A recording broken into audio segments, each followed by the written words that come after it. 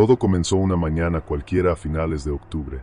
Mi compañero Alex y yo recibimos nuestras consignas y nos dirigimos a nuestra ruta habitual.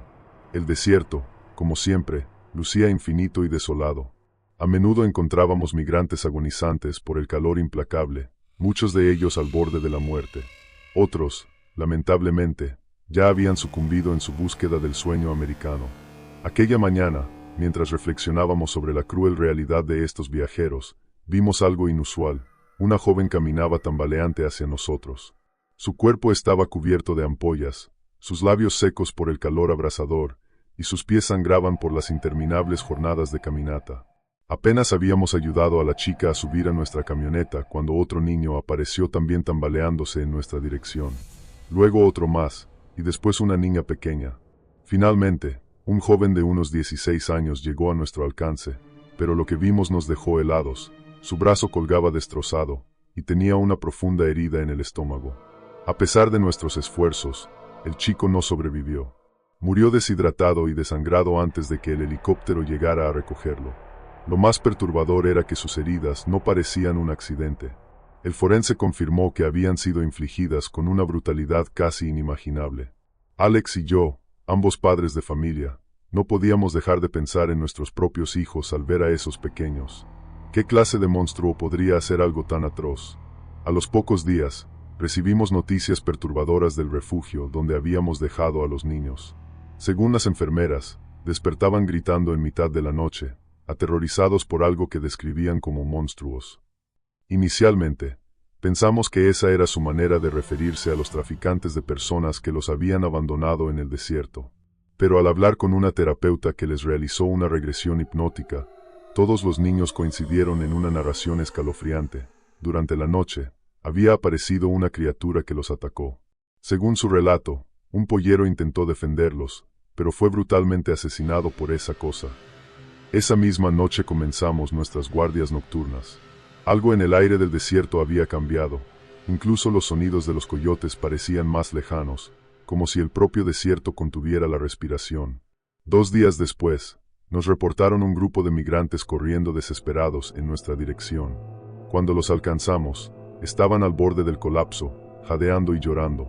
Uno de los oficiales que los acompañaba describió a la criatura, algo similar a un lobo gigantesco, pero con rasgos humanos.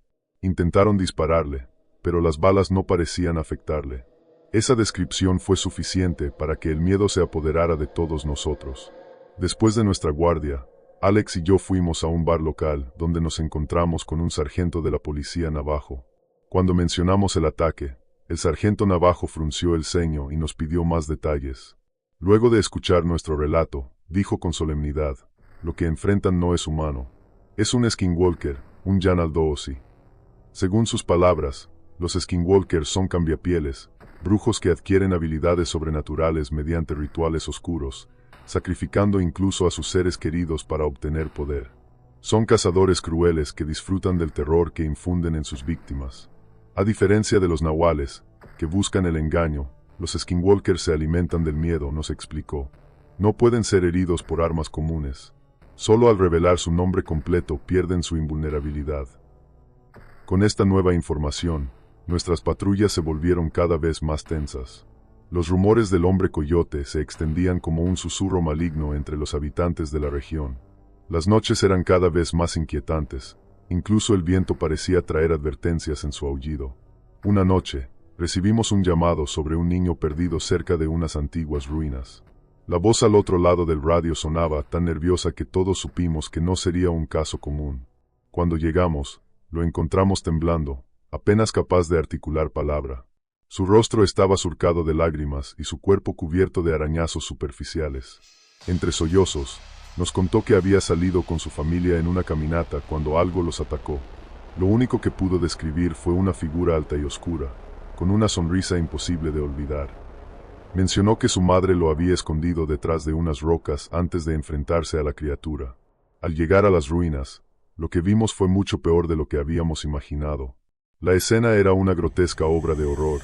Restos humanos estaban esparcidos por todas partes, algunos colgando de las ramas de árboles cercanos, otros marcados con símbolos que no entendíamos.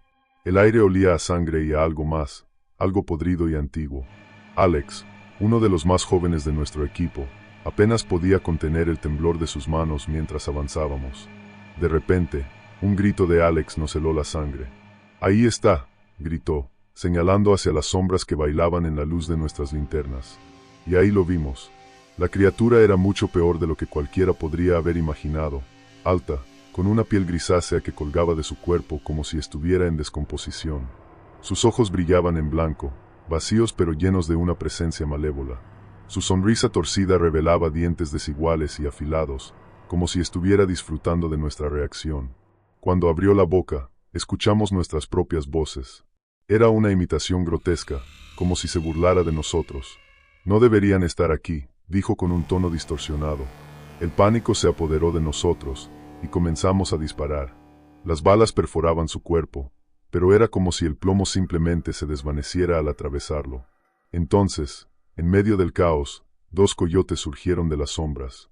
Por un instante, pensamos que la criatura había llamado refuerzos, pero los animales se colocaron entre nosotros y el monstruo. Sus ojos no eran los de un animal común. Había algo humano, algo sabio en su mirada. Para nuestro asombro, sus cuerpos comenzaron a contorsionarse y cambiar. En cuestión de segundos, los coyotes se habían transformado en dos ancianos navajo, vestidos con prendas tradicionales que parecían brillar bajo la luz de la luna. «Es nuestro hijo», dijo uno de ellos con voz quebrada, señalando al monstruo con un gesto de tristeza infinita. «Hemos intentado detenerlo durante años, pero su odio ha superado cualquier intento de redención». Los ancianos, en un acto de valor que jamás olvidaríamos, comenzaron a entonar un cántico en una lengua ancestral. Sus palabras resonaban en el aire, como si estuvieran invocando a algo más grande que nosotros. La criatura rugió, y su voz hizo temblar el suelo bajo nuestros pies. Pero a medida que el cántico continuaba, su figura empezó a perder solidez. Su furia era palpable, pero también su desesperación. «Llámenlo por su nombre», gritó la anciana, volviéndose hacia nosotros. Alex, como en trance, empezó a recitar el nombre que había escuchado en los murmullos del pueblo. Con cada sílaba, la criatura parecía debilitarse, su piel cayendo en pedazos.